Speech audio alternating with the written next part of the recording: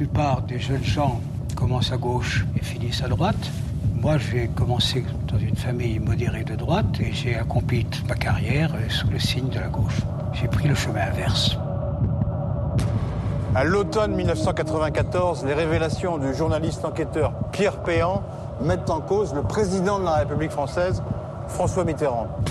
On apprend que le leader historique de la gauche française, non seulement a été partisan du maréchal Pétain au début de l'occupation, mais encore qu'il a été membre de l'administration de Vichy, celle qui collaborait avec les Allemands jusqu'au milieu de la guerre, avant de passer à la résistance. Alors l'affaire fait scandale, Mitterrand doit s'expliquer, et aujourd'hui encore, un doute subsiste quant à son attitude exacte sous l'occupation. Alors Mitterrand, pétainiste ou résistant, nous allons enquêter maintenant ensemble.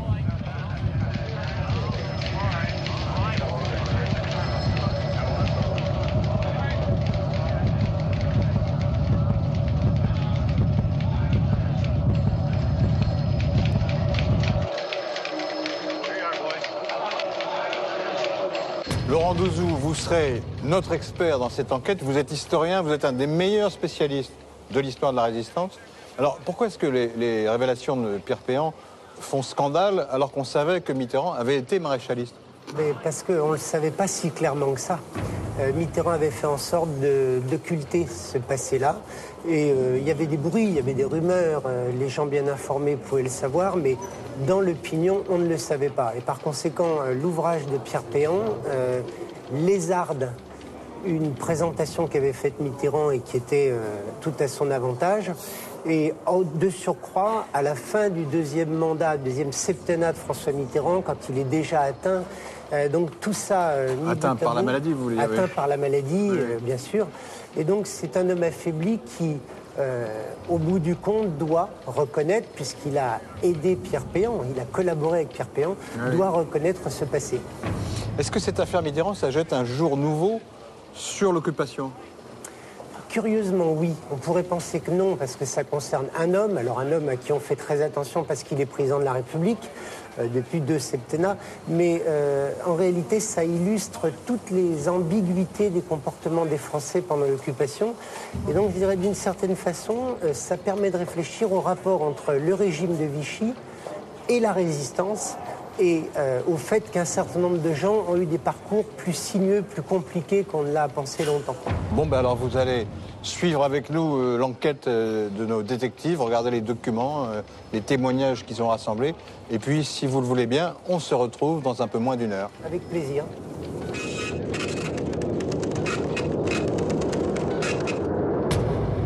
Alors, Peggy, nous sommes en 1994. François Mitterrand arrive à la fin de son second mandat, et c'est ce simple livre qui va le déstabiliser. Simple, je sais pas, une jeunesse française de Pierre Péan, c'est quand même une très longue enquête, très minutieuse dans les arcanes de Vichy, de la résistance, auprès de ceux qui ont côtoyé François Mitterrand pendant la guerre, et auprès de François Mitterrand lui-même, puisqu'il a accordé plusieurs entretiens à Pierre Péan. Alors qu'est-ce qu'on apprend dans les entretiens et dans le livre ? Eh bien, pour résumer vraiment très succinctement, on apprend que le futur leader de la gauche française a été un fervent pétainiste, et ce pendant de nombreuses années. La photo qui crée le choc, évidemment, c'est celle-là. François Mitterrand face au maréchal Pétain, c'est la photo d'ailleurs qui orne la couverture d'une jeunesse française de Pierre Péan. Voilà ce que l'auteur nous apprend sur Mitterrand. En fait, quand il arrive à Paris en 1934, François Mitterrand adhère aux Volontaires Nationaux, organisation de jeunesse des Croix de Feu, emmenée par le célèbre colonel Delarocque.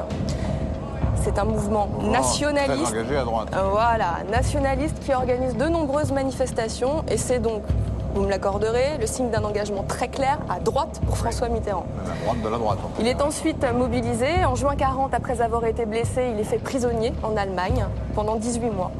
Après 3 tentatives infructueuses, il parvient enfin à s'évader. On est en 1941. Et c'est un admirateur, très clairement, du maréchal Pétain. En décembre 1941, il intègre le gouvernement de Vichy comme petit fonctionnaire. L'administration de Vichy. Voilà, exactement.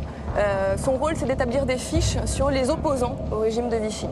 En 1942, Toujours au gouvernement de Vichy, il intègre le commissariat au reclassement des prisonniers de guerre, où il crée un réseau d'aide aux évadés. Pierre Péan nous explique que Mitterrand est certes maréchaliste, mais il est anti-allemand, ça c'est fondamental dans son parcours, et il n'est pas antisémite.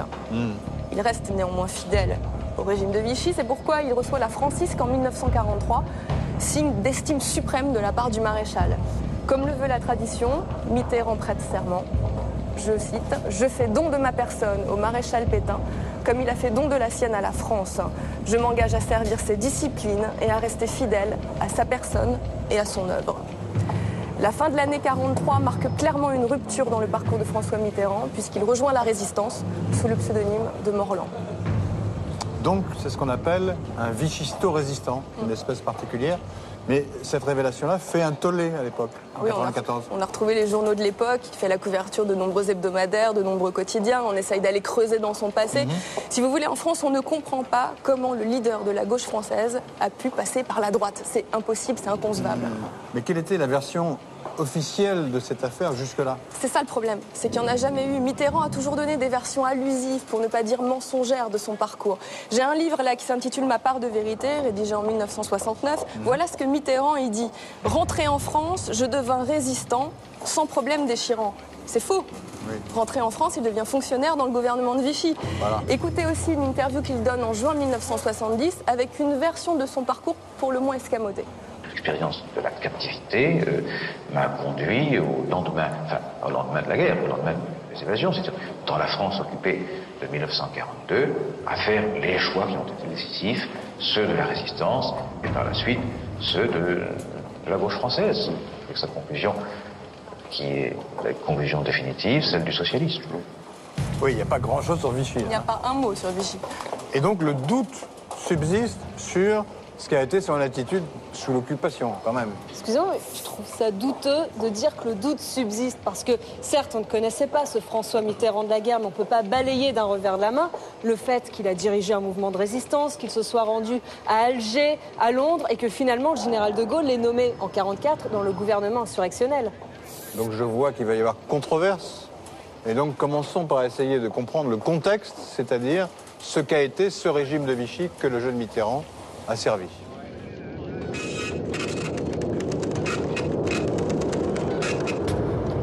Éric, on ne va pas retracer toute l'histoire de Vichy, mais on va se concentrer sur les éléments qui expliquent l'itinéraire de François Mitterrand pendant la guerre. Au fond, avec ce régime, le problème, c'est qu'il y a une part d'ambiguïté.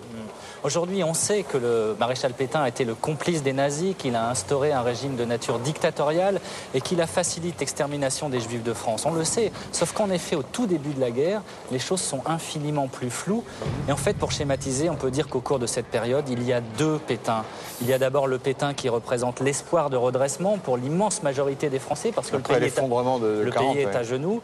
Et puis, il y a, pourrait-on dire, l'autre Pétain qui va instaurer un régime en effet antidémocratique et qui plus est, qui est entièrement dans la main de la puissance occupante. Au moment de la mobilisation générale, en septembre 1939, eh bien, la France tout entière est plus que confiante. Elle est fière de son armée, dont on pense qu'elle est l'une des plus puissantes. Elle est fière de sa ligne Maginot, dont on pense qu'elle va nous protéger à l'Est. Bref, c'est littéralement la fleur au fusil que l'on part au front au moment où commence... Parce que nous sommes les plus forts, voilà. Et c'est ce qu'on appelle la drôle de guerre, cette longue période d'attente. On ne pense faire qu'une bouchée de l'ennemi allemand. Évidemment, il faudra déchanter, car juin 40, c'est un cataclysme. Finalement, il suffira que les Allemands décident d'attaquer, cessent d'attendre, pour que la France découvre avec stupeur que ni son armement, ni ses choix stratégiques, ni ses chefs ne sont à la hauteur de la modernité de l'aviation allemande, des Panzers, de la Blitzkrieg. Et Hitler triomphe. En un mois, les Allemands sont à Paris. La France se croyait invincible. Finalement, elle a une guerre de retard. Elle subit la plus terrible défaite de son histoire. En plus, il y a 2 millions de jeunes Français qui sont des soldats désorientés, qui sont faits prisonniers, qui sont envoyés en Allemagne. Le pays tout entier est traumatisé. Et en plus, à cette débâcle de l'armée va succéder la panique de la population qui va... L'exode. C'est l'exode. On s'enfuit en masse sur les routes de France. Donc voilà donc le contexte de 1940. Un pays qui n'a plus d'armée, plus de chef, plus rien. Alors évidemment, quel est le recours? Qui va se présenter devant ce peuple à genoux pour lui murmurer à l'oreille des paroles réconfortantes? Oui, eh bien, un chef au passé prestigieux, tout ce que la France n'a plus. Français, À l'appel de Monsieur le Président de la République, j'assume à partir d'aujourd'hui la direction du gouvernement de la France. Je fais à la France le don de ma personne pour atténuer son malheur. Et voilà pourquoi c'est ce vieil homme qui va incarner pour la quasi-totalité des Français l'espoir après l'humiliation, et la France va se jeter dans le culte de sa personnalité. Et puis le maréchal va littéralement devenir une icône à Vichy. Maréchal, je crois que la plus belle, c'est celle où vous êtes en uniforme avec votre képi. Oui, puis en somme, avec mon képi, on me reconnaîtra.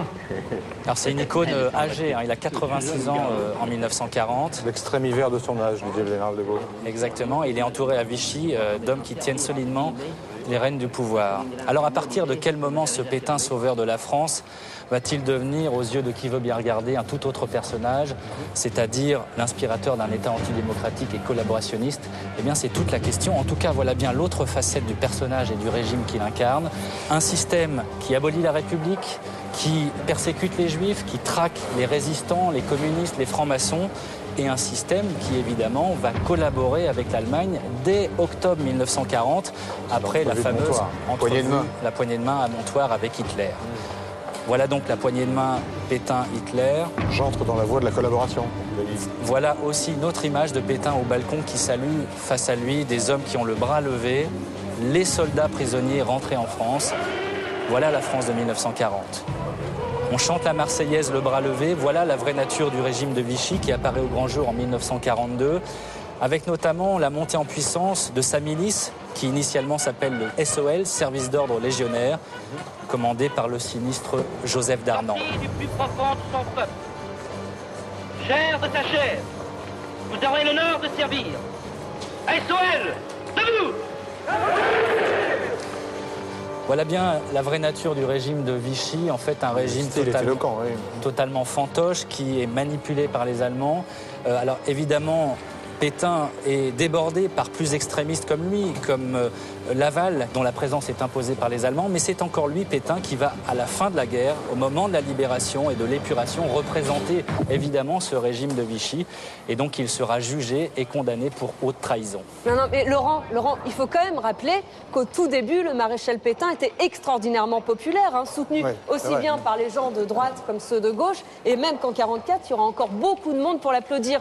Donc le fait que le jeune François Mitterrand arrive à Vichy en 1942, ce n'est pas du tout anormal, ça n'a rien d'exceptionnel. Alors certes, maintenant on le sait, il fait une erreur, mais c'est la même erreur qu'ont fait des millions de Français pour qui Vichy et le maréchal représentaient le meilleur rempart contre l'Allemagne. Non mais Corinne, je ne peux pas vous laisser dire ça. Justement, à la lumière du livre de Pierre Péan, on s'aperçoit que Mitterrand n'a pas agi par dépit ou par simple conformisme, mais précisément parce que les idées du maréchal étaient en résonance avec les siennes.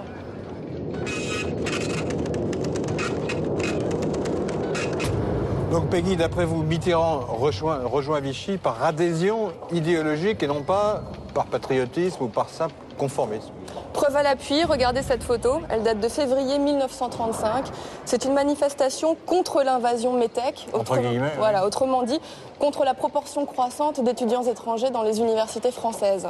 C'est très bien, mais je ne vois pas Mitterrand là, du tout. Là. Sur cette photo-là, non. Sur ce cliché-là, oui, il est là.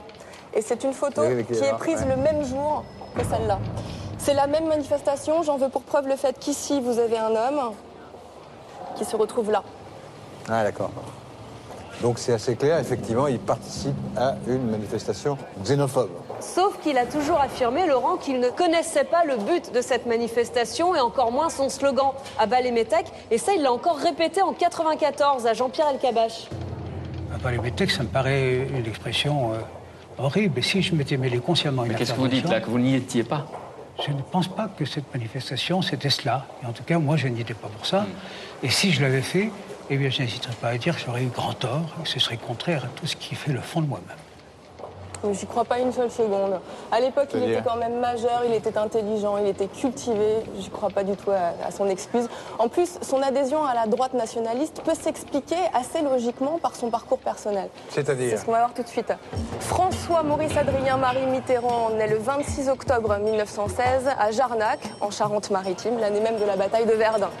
Il est issu d'une famille nombreuse, 7 frères et sœurs, une famille très catholique et bourgeoise. Et ça, il faut bien comprendre que ça va marquer durablement sa personnalité. C'est ainsi qu'il justifie en partie ses choix, toujours face à El Kabbach, en 1994. J'étais le produit de ce milieu.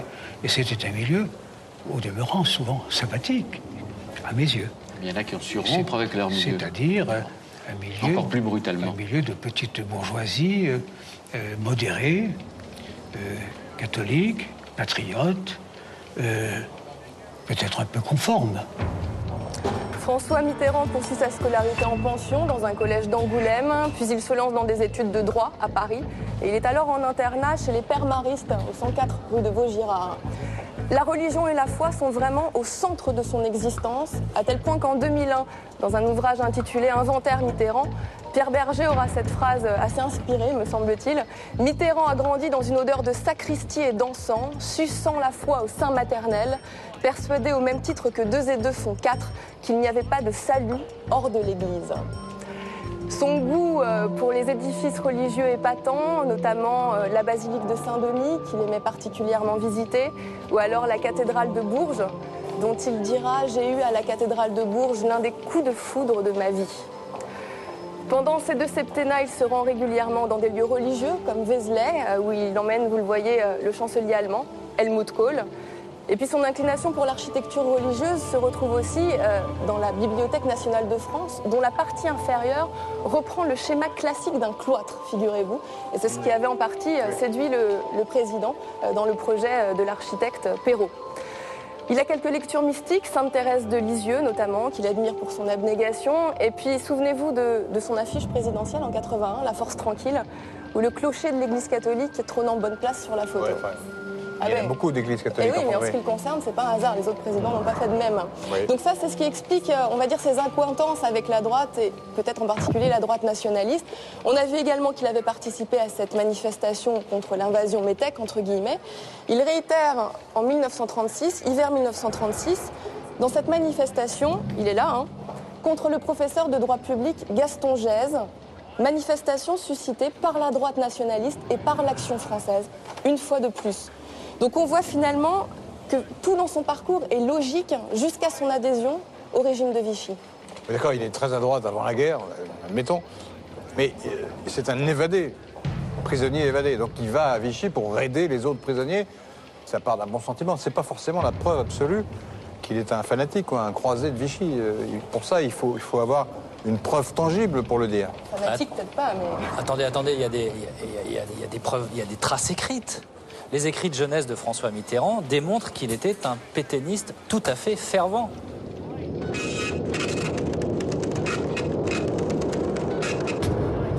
Éric, donc ce sont les écrits de François Mitterrand qui montrent le mieux son engagement pétainiste. L'avantage des écrits, c'est qu'à la différence du souvenir ou du témoignage, ils sont infiniment, comme chacun sait, infiniment moins solubles dans le temps. Ils ne sont pas déformables volontairement ou involontairement.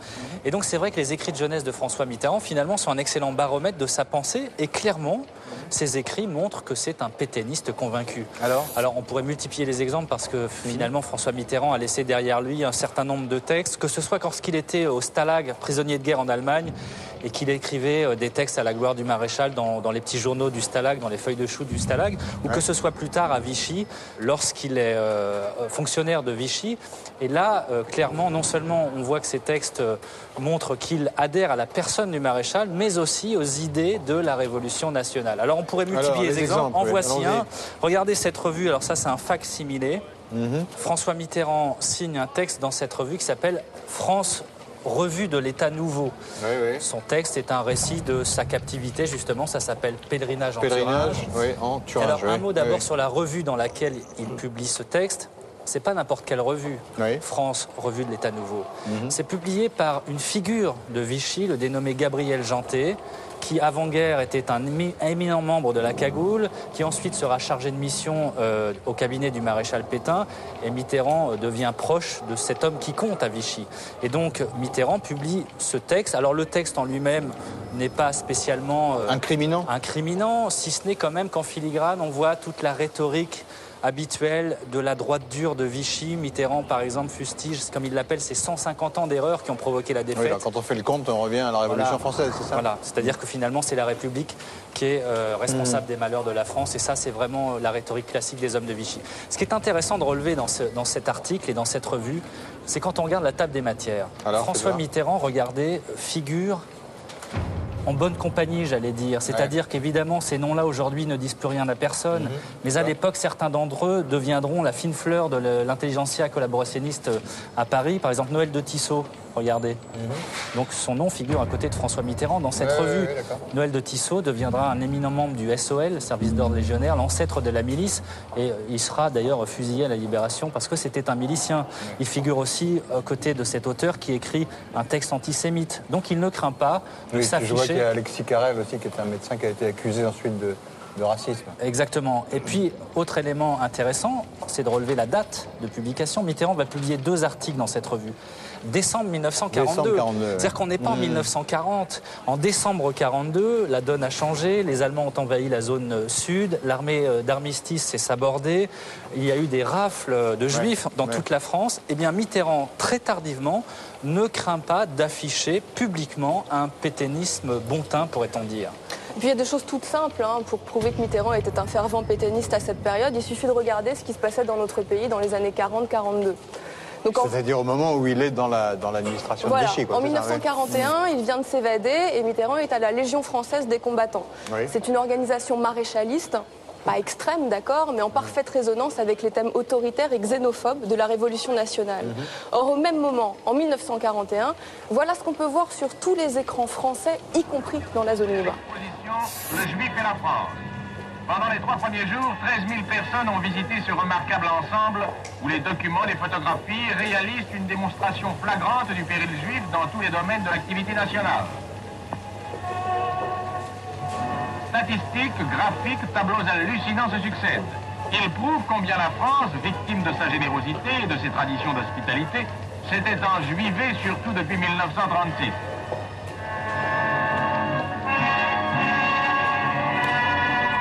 On alla jusqu'à voir tous les postes de commande de la Maison France entre les mains des Juifs. Le résultat, on le connaît.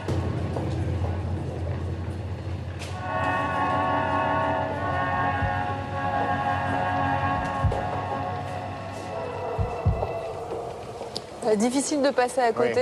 Mitterrand est à Vichy à ce moment-là, dans l'administration, il ne peut pas ne pas connaître tout ça. C'est ce qui me semble d'autant plus que voilà le premier statut des Juifs qui a été promulgué le 3 octobre 1940. Voilà le deuxième statut des Juifs qui a été promulgué le 2 juin 1941. Donc quand Mitterrand arrive au gouvernement de Vichy, ces statuts sont déjà d'actualité. Et ils s'appliquent dans l'administration. Voilà, et je ne vois pas comment un fonctionnaire de Vichy peut l'ignorer. C'est impossible. Autre chose. On voit l'accès et l'exercice des fonctions publiques sont interdits aux Juifs. Voilà. En avril 1942, quand Pétain doit rappeler Laval, Mitterrand cautionne la politique de Laval, quelle qu'elle soit. Je vous lis le passage d'une lettre qu'il écrit à un ami, donc avril 1942. « Laval est sûrement décidé à nous tirer d'affaire. Sa méthode nous paraît mauvaise. Savons-nous vraiment ce qu'elle est? Si elle nous permet de durer, elle sera la bonne. Or, Laval, c'est quand même celui qui, avec René Bousquet, orchestre la rafle du Veldiv à l'été 1942. Et où est Mitterrand à l'été 1942? Toujours à la Légion française des combattants, toujours dans cette organisation maréchaliste. On continue. Fin 1942, les Allemands ont envahi la zone sud, donc le maréchal Pétain n'a plus aucune autonomie. Mitterrand continue à le soutenir, ses écrits l'attestent. Il va falloir attendre le printemps 1943 avec la chute de Stalingrad pour voir les Allemands reculer et Mitterrand gagner cette fois-ci définitivement la résistance. Et 1943, c'est aussi l'année où il reçoit la Francisque. Vous voyez un peu le double jeu. On l'a appelé le Machiavel français. Je me demande si dans son parcours, il n'y a pas une forme d'opportunisme quand même. Enfin, de l'opportunisme, vous voulez rire quand même, parce que cet opportunisme, ça consiste en fait surtout à risquer l'arrestation, la torture et donc la mort. Donc depuis quand est-ce qu'un opportuniste juge opportun de risquer sa vie, ne serait-ce que 2 ans, 2 mois ou même 2 jours? Moi, franchement, je n'y crois pas. Et donc, vous voulez dire que le comportement de Mitterrand dans la résistance démontre sa bonne foi? Exactement. Alors donc, après avoir vu le Mitterrand pétainiste, nous allons étudier le Mitterrand résistant.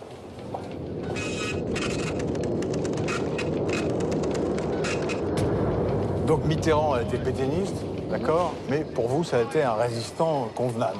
Bien plus que ça, surtout ça a été un grand résistant, reconnu à la fois par les hommes de l'ombre et par les grands chefs de la résistance, au premier rang desquels le général de Gaulle quand même, qui le nomme à la Libération secrétaire général de son gouvernement, c'est-à-dire ministre. Ce n'est pas rien, c'est une vraie reconnaissance officielle. Il n'aurait jamais nommé un opportuniste à un tel poste. C'est pas, je sais pas, une erreur ou le produit d'une manœuvre? Non, non, c'est vraiment les états de service de Mitterrand pendant la guerre qui ont fait qu'il a pu participer à l'équipe dirigeante du pays à la Libération. C'est-à-dire? C'est-à-dire qu'en fait, il faut revoir toute la guerre de François Mitterrand. Donc vous vous souvenez qu'en juin 40, il est fait prisonnier, il arrive au Stalag, et là pour lui c'est une véritable révolution, parce qu'il rencontre des gens qu'il n'a jamais côtoyés. Il rencontre notamment un de ses meilleurs amis, qui va rester proche de lui toujours, c'est Georges Dayan, qui était par ailleurs juif. Il rencontre aussi Roger Patrice Pelat, qui va le suivre en résistance. Ce sera vraiment la branche armée. Oui, et il réalise qu'il peut vivre des moments de... Il peut vivre des moments de fraternité avec des gens qui ne sont pas du tout de sa condition, lui, qui n'était jamais sorti de ce sa milieu droite. Catholique, petite bourgeoisie. Voilà, très conservateur, ultra-catholique. Et là, il découvre un petit peu un côté social qu'il n'avait pas auparavant. Bon, il s'évade en décembre 41, il passe par le Jura, chez qui il passe voir des cousines. Il se cache ensuite chez des amis juifs de ses parents à Saint-Tropez. Parents qu'il va saluer ensuite à Jarnac, puis il remonte à Paris parce qu'il va absolument renouer avec son grand amour de jeunesse, Béatrice. Marie-Louise Terrasse, voilà. qu'il appelait Béatrice. Voilà, et qui sera référence en fait, à Dante. tout à fait, et qui sera en fait la future Catherine Langeais.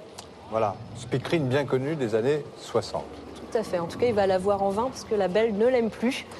Du coup, il arrive à Vichy où ses parents lui ont trouvé un poste à la Légion des combattants. C'est un organe qui fait le lien entre les nationalistes et le maréchal Pétain, ce qui convient tout à fait aux idées du jeune Mitterrand, qui, même s'il a découvert un côté social comme ça au Stalag, est quand même resté surtout un fervent patriote. Et pour lui, comme pour la grande majorité des Français, le maréchal et Vichy représentent encore le meilleur rempart contre les Allemands. Donc il est à Vichy en 42. En mai 42, il entre au commissariat au reclassement des prisonniers. Vous voyez là au centre. Commissariat qui est dirigé par Maurice Pinault, dont il sera très admiratif. Et ce commissariat a pour but de venir en aide aux prisonniers français qui reviennent en France parce que soit ils se sont évadés, soit ils ont été rendus et changés par les Allemands. Et déjà, Mitterrand utilise l'infrastructure de Vichy pour clandestinement mettre sur pied des filières d'évasion, d'hébergement, pour faire de faux papiers. Donc déjà, Mitterrand officie clandestinement et pourtant, il ne s'éloigne pas encore du maréchal Pétain. Pétain qu'il va même rencontrer en octobre 42 pour lui exposer la cause et la détresse des prisonniers de guerre. Mais début 43, c'est l'invasion des Allemands dans la zone libre, dite libre. Et Vichy en profite pour mettre à la tête du commissariat au reclassement des prisonniers André Masson, un fervent collaborationniste. Du coup, le jeune Mitterrand démissionne. Là, il est en dissidence. Ce qui n'empêche pas pourtant, en février 43, de recevoir la Francisque, donc symbole de son attachement à la personne du maréchal, c'est vrai. Mais c'est surtout, non, mais c'est surtout une superbe couverture. Et on peut dire que François Mitterrand est en fait un vichisto-résistant. Il jouait double jeu, puisqu'il n'hésite pas, au même moment, à contacter l'ORA, l'organisation de résistance armée, proche du général Giraud, parce qu'il voulait que l'ORA l'aide à financer le mouvement clandestin de prisonniers qu'il mettait sur pied avec Maurice Pinault. Et Giraud, c'est la résistance de droite. Voilà, mais toujours en 43, il rencontre aussi Henri Freinet, un des grands patrons de la résistance. C'est lui qui a monté le réseau Combat, le mouvement Combat, et qui en 43 déjà est à la tête avec d'autres des Murs, mouvement uni de la résistance, qui fédère les trois grandes mouvances de la zone sud, à savoir Combat bien sûr, Libération et Franc-Tireur. Donc vraiment Mitterrand avance caché à la fois à Vichy, à la fois résistant, et c'est le 10 juillet 43 qu'il se dévoile au grand jour lors d'une réunion du commissariat au reclassement des prisonniers à Paris, où André Masson explique combien la politique de Pierre Laval est positive pour la France. J'ai bien conscience, et nul ne me démentira sérieusement, qu'une autre politique que celle du président Laval n'empêcherait pas les ouvriers de partir, et n'empêcherait seulement les prisonniers de rentrer. Bien, figurez-vous que malgré les applaudissements, eh bien, François Mitterrand ose prendre la parole en public et contredire André Masson, dire que ce système de la relève, c'est-à-dire que les Allemands rendent des prisonniers, un prisonnier contre deux ouvriers français, est vraiment néfaste pour la France. Donc il y a un brouhaha, la police intervient, lui parvient à s'échapper. Et c'est ce jour-là, en fait, que François Mitterrand rentre définitivement dans la clandestinité et que François Mitterrand devient Morland, puisque ce sera... Nom de résistant. Voilà, ce sera son nom de code. Pseudonyme. Et il veille jalousement à son indépendance quand même au sein de cette résistance, puisqu'il refuse de s'inféoder à l'armée secrète, qu'il juge trop gaulliste. Lui est plus proche des idées donc du général Giraud qu'il part rencontrer le 15 novembre 1943 à Londres. Et le général de Gaulle, apprenant cela, est furieux et lui ordonne de venir le rejoindre à Alger. Parce qu'en fait, Mitterrand est pris dans la compétition. Concurrence entre Giraud et de Gaulle. Giraud soutenu par les Américains et de Gaulle plus indépendant. Voilà, tous les deux veulent représenter officiellement la France libre. Alors il y a une entrevue entre de Gaulle et Mitterrand, un peu houleuse certes, mais Mitterrand sort gagnant puisqu'il obtient d'être à la tête du mouvement unifié des prisonniers français, et il s'en souvient en 1965. J'ai effectué un certain nombre de missions pour la résistance. J'étais tout naturellement un hors-la-loi, évadé de guerre. Cela m'a amené à rencontrer le général de Gaulle, qui a bien voulu me recevoir au début de décembre 1943 à Alger. Je n'ai pas toujours été opposant à de Gaulle, alors. Je n'ai pas toujours été opposant à de Gaulle, quand de Gaulle était le chef de la résistance et le mainteneur de la France. Je me suis séparé de lui quand il est devenu le chef d'un parti, et d'un parti de droite, c'est-à-dire qui ne correspondait pas à mes opinions politiques, aux alentours de 1947. Voilà, Mitterrand reconnaît qu'il n'a pas toujours été un opposant au général de Gaulle. En tout cas, une fois en 1943 à la tête du mouvement des prisonniers, il se rapproche d'une autre grande force en présence dans la résistance, les communistes, et il s'attelle à coordonner les actions de tous. Du coup, la Gestapo est à ses trousses, il a une dizaine d'identités, son domicile est visité, des caches sont grillées, des amis sont déportés, et Mitterrand a très peur, notamment pour sa jeune fiancée, Danielle Gouze, qu'il épousera en octobre 1944. Donc finalement, au vu des risques qu'il a pris pendant la guerre, de son engagement, on ne peut quand même pas dire qu'il ait été un opportuniste. Ce serait vraiment trop injuste. Ce qui surprend, c'est vrai, c'est ses accointances, ses fréquentations d'extrême droite avant la guerre et sa collaboration avec les communistes à la fin de la guerre. Mais c'était la guerre, justement. Il fallait faire des choix. Et Mitterrand a changé pendant cette guerre. Il a fait les bons choix au bon moment, ce qui n'a pas été le cas de tout le monde. Donc si on vous écoute, c'est assez simple. Il a été maréchaliste à cause de son passé, quoi. Et puis il est passé dans la résistance, et puis la question est réglée, quoi. Attendez Laurent, ça me fait réagir ce que vous dites là, parce que vous êtes en train de nous dire que finalement Mitterrand aurait tourné le dos assez tôt à sa ferveur pétainiste, et même qu'il aurait renié ses amitiés faites à Vichy. C'est tout de même un tout petit peu plus compliqué que ça, c'est non ? ce que vient de dire Corinne. Ouais, enfin, ce qu'il faut noter tout de même, c'est qu'après-guerre, par exemple, il a continué à cultiver des amitiés qu'on peut qualifier de douteuses.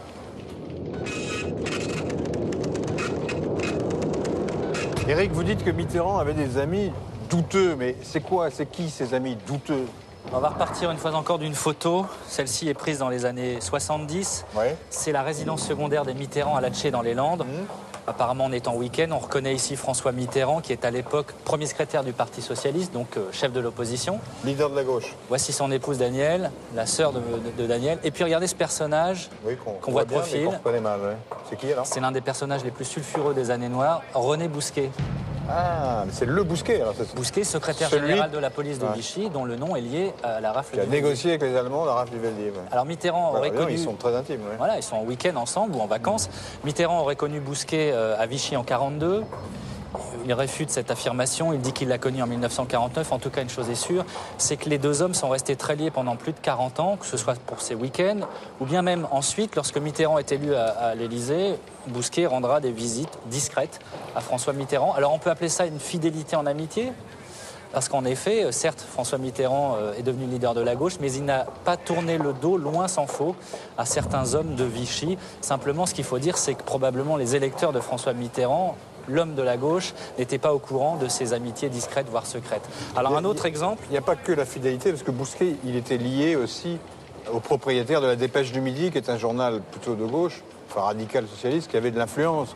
Donc il y a aussi un calcul, on peut supposer. Il n'y a pas de l'amitié, il y a de l'intérêt probablement. Oh, alors autre exemple, ce magazine d'après-guerre Votre Beauté. Qu'est-ce que c'est ? Sorte de magazine de cosmétiques, magazine féminin tout à fait anodin, dont Mitterrand fut l'éphémère rédacteur en chef en 1947. Un job alimentaire pourrait-on dire, il se lançait en politique, il avait besoin de gagner sa vie.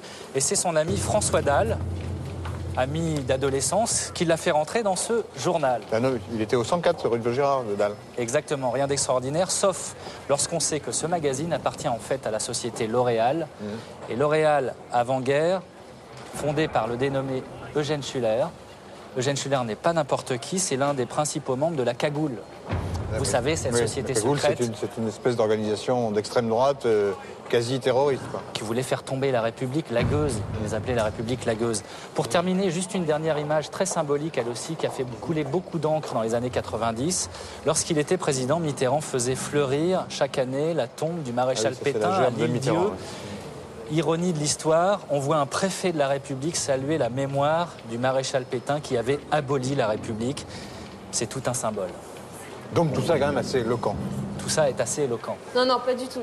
Franchement, ça n'a rien d'éloquent. Au contraire, c'est biaisé puisqu'on met le projecteur sur des choses parcellaires, anecdotiques de la vie de François Mitterrand, alors que François Mitterrand, c'est quand même principalement l'opposant à De Gaulle, le fondateur du Parti socialiste, l'allié des communistes, président de la République pendant 14 ans quand même. Que je sache, il a fait autre chose de sa vie que d'entretenir vaguement des relations d'extrême droite, non? Mais Mitterrand, il s'est expliqué quand même sur tout ça à un moment, non? Oui, il a ressenti le besoin de se justifier. Après le livre de Péan, il a donné une longue interview à Jean-Pierre Elkabbach. Et là encore, c'est très ambigu. On peut même dire que le mot ambiguïté semble avoir été inventé pour décrire François Mitterrand.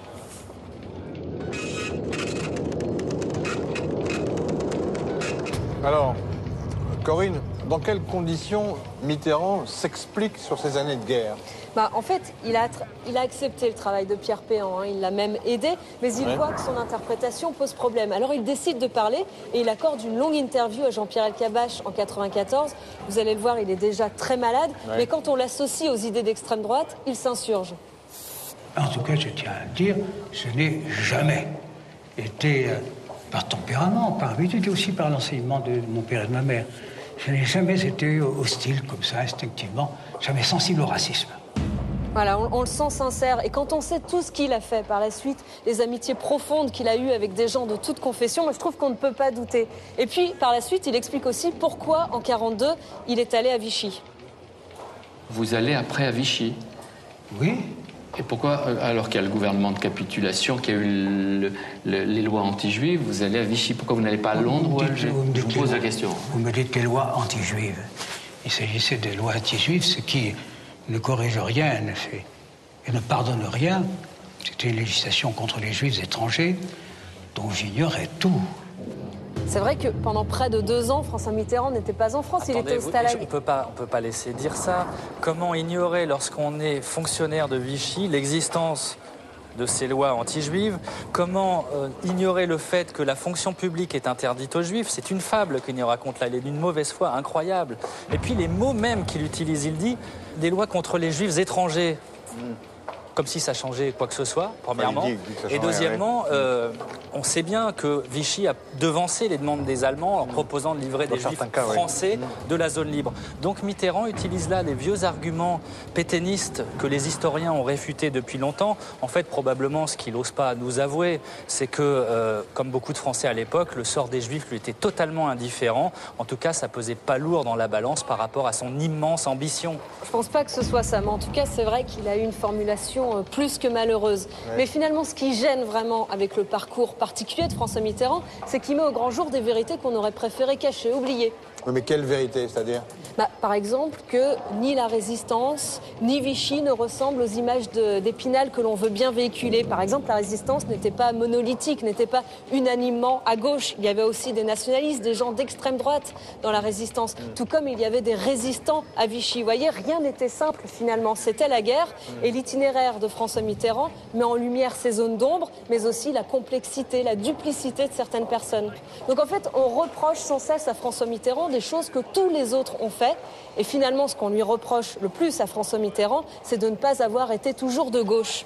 La plupart des jeunes gens commencent à gauche et finissent à droite. Moi, j'ai commencé dans une famille modérée de droite et j'ai accompli toute ma carrière sous le signe de la gauche. J'ai pris le chemin inverse. Voilà, il a pris le chemin inverse. C'est vraiment parce que c'est une icône de la gauche que presque on lui reproche de ne pas être né socialiste, entre guillemets. Et finalement, Pierre Péan, celui par qui la polémique est arrivée finalement, est beaucoup moins dur que vous.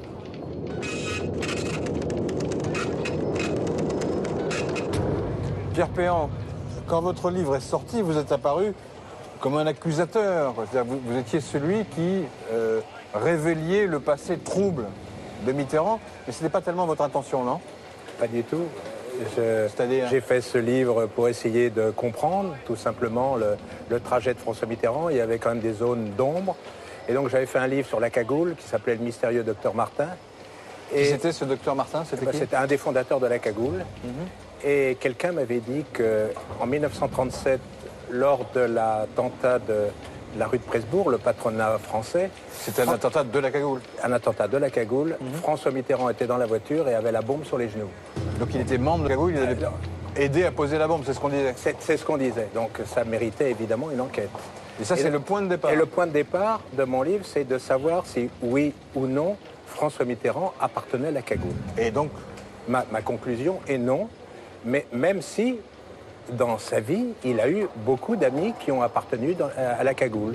Mais parti comme ça, j'ai voulu en connaître plus. Donc sur sa jeunesse? Sur sa jeunesse, parce que j'estimais qu'on ne savait pas très bien. Il y avait l'histoire de la Francis. Alors, vous êtes allé voir Mitterrand? Je l'ai vu, oui. Je l'avais déjà vu au moment de mon livre sur la cagoule. Et je l'ai vu après en disant, maintenant, il faut que je fasse un livre sur votre jeunesse, sur juste seulement cette période pour savoir un petit peu. Comment il a réagi alors? Il m'a dit, je ne suis pas sûr que ce soit très intéressant, oui, 2-3 fois, et puis finalement, il dit, puisque vous y tenez, je vous aiderai. Donc il a reconnu devant vous qu'il avait été maréchaliste, pétainiste, vichiste, tout ça? Les mots en tout cas, moi j'avais trouvé les papiers, et notamment cette fameuse lettre du 18 avril 1942 qu'il envoie à son ami de l'époque, et où on voit bien qu'il est non seulement engagé à l'égard du maréchal, mais le jour même, quand Laval arrive au pouvoir, on voit bien qu'il est pour... Et ça ne va pas durer longtemps, mais il se trouve que la presse a concentré toute son interprétation sur ce passage-là. Ce sont ces éléments-là qui étaient plutôt incriminants, que les gens ont retenus, et non pas ce qu'il y avait après, c'est ça? C'est-à-dire qu'on a bloqué, c'est-à-dire sur mes 500 et quelques pages, on n'a pris au fond que 6-7 pages sur l'année 42, sur Bousquet et sur les lois anti-juives. Mais pas sur ce que je considérais comme au moins, et voire plus important, c'était son trajet de l'année 43. Pourquoi c'était si important que ça, l'année 43? D'abord parce que... en un mot, tout simplement, en 43, on voit bien comment, au début, il aime encore le maréchal Pétain, il est maréchaliste, mais petit à petit, il va vers la résistance. Mais ça ne se fait pas en un jour. Donc ça a été un travail de longue haleine. Il commence par rencontrer évidemment les gens de l'armée d'armistice, qui eux aussi ont basculé à partir de novembre 42. Lui aussi bascule vraiment à cette époque-là, à partir de novembre 42. Et pendant, grosso modo, toute après l'invasion de la zone non occupée. Exactement. Et donc ça se fait petit à petit. Et puis comme c'est quelqu'un de très indépendant, il prend d'abord et avant tout des contacts avec l'ORA, c'est-à-dire ceux qui étaient avant dans l'armée d'armistice et qui ont basculé vers une résistance, mais une résistance girodiste. Et pas gaulliste au début. Et puis petit à petit, il prend des contacts aussi avec Combat, donc Freinet, et pour arriver au point essentiel de sa carrière pendant un an, c'est son rencontre avec le général de Gaulle. Et c'était pas de l'opportunisme d'après vous? C'est le trajet de beaucoup de gens de l'époque. Il était anti-allemand, ça c'est une évidence. Mais le basculement vers la clandestinité n'est pas un choix simple. Est-ce qu'on peut parler d'opportunisme quand il s'agit de risquer sa vie? Je ne crois pas. En tout cas, il a eu une belle trajectoire puisqu'il finit très bien. Même le général de Gaulle le nomme dans les 15 personnes au gouvernement insurrectionnel de Paris et à la libération de Paris. Et donc au tribunal de votre enquête, Mitterrand, il est acquitté?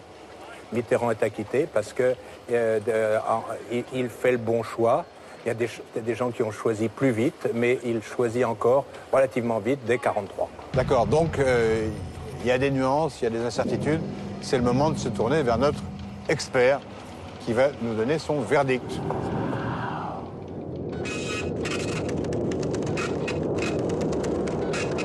Laurent Douzou, vous êtes donc notre expert, vous êtes historien, vous êtes un des meilleurs spécialistes de la résistance. Alors, question toute simple, Mitterrand, pétainiste? ou résistant? Alors Mitterrand, d'abord pétainiste, puis pétainiste et résistant, et enfin résistant. C'est-à-dire? C'est-à-dire qu'il a un parcours qui lui fait adopter successivement différentes postures. On pouvait avoir été pétainiste, être résistant, on pouvait même un temps être les deux. Et c'est ce qui illustre le parcours de François Mitterrand entre 41, 42, On n'a pas 44. à choisir entre les deux. Parce qu'il a quand même fini résistant, si je comprends bien. Et on doit choisir, bien entendu. C'est-à-dire qu'on ne peut pas être pendant toute la période pétainiste et résistant. Donc il a fini par choisir, mais il l'a fait au terme d'un processus relativement long. Et c'est ça qui a fait scandale, au fond, dans la France des années 80. Alors ce qui a fait scandale, c'est quand même autre chose. C'est le fait qu'il avait entre-temps lissé son parcours, qu'il avait montré qu'il avait été un résistant authentique, ce qui est vrai, mais en cachant complètement son adhésion au régime de Vichy, son maréchalisme, c'est-à-dire l'attachement à la personne du maréchal, et son pétainisme, c'est-à-dire le soutien à la Révolution nationale, et c'est ça qui crée l'émoi et même le scandale. Alors justement, revenons sur ce point. Il est, non seulement il adhère à la personne du maréchal, mais vous venez de dire il est pétainiste. C'est-à-dire quand même que le futur leader de la gauche, au départ, est anti-républicain. Il y a des textes de François Mitterrand pendant l'occupation qui très clairement montrent qu'il soutient la Révolution nationale, donc il est ce que les historiens appellent un pétainiste, un vrai pétainiste. Alors ça se comprend assez bien parce qu'il a quand même une formation qui est une formation, je dirais, d'extrême droite avant-guerre. Il a par ailleurs été au Stalag avant son évasion, qui était un milieu où le pétainisme était assez prisé. Et donc, il n'y a pas lieu de s'étonner de voir chez lui, au début, des idées pétainistes très fortes. Donc il a été pétainiste, il devient résistant, mais cette résistance, elle est vraiment sincère. Il y a énormément de grands résistants qui témoignent en sa faveur. Oui, il peut exciper de patronnage très prestigieux, à commencer par celui d'Henri Fresnel, patron du mouvement Combat, mais aussi Guylain de Bénouville. Donc c'est quelqu'un qui a des titres résistants incontestables et des gens qui se portent garant pour lui. Alors qu'il ait été un résistant sincère fait pas l'ombre d'un doute pour les années 43-44. Mais est-ce qu'on peut ne pas voir dans ce parcours finalement de Mitterrand une forme d'opportunisme ? Il y a sans doute une part d'opportunisme, elle est difficile à préciser. Moi, je dirais que c'est peut-être, on peut risquer cette hypothèse compte tenu de son parcours ultérieur. Alors c'est dangereux de dire ça quand on est historien, puisque c'est comme si on bâtissait une illusion rétrospective de nécessité, puisqu'il a été président, il était ambitieux très jeune, etc. Mais enfin, tout atteste qu'il était effectivement ambitieux. Donc, qu'il ait au départ une attitude opportuniste, c'est assez probable. C'est difficile à établir. Et de toute façon, c'est à mon sens gommé par son parcours résistant authentique, c'est-à-dire le moment où il entre vraiment en résistance et où donc il prend de vrais risques.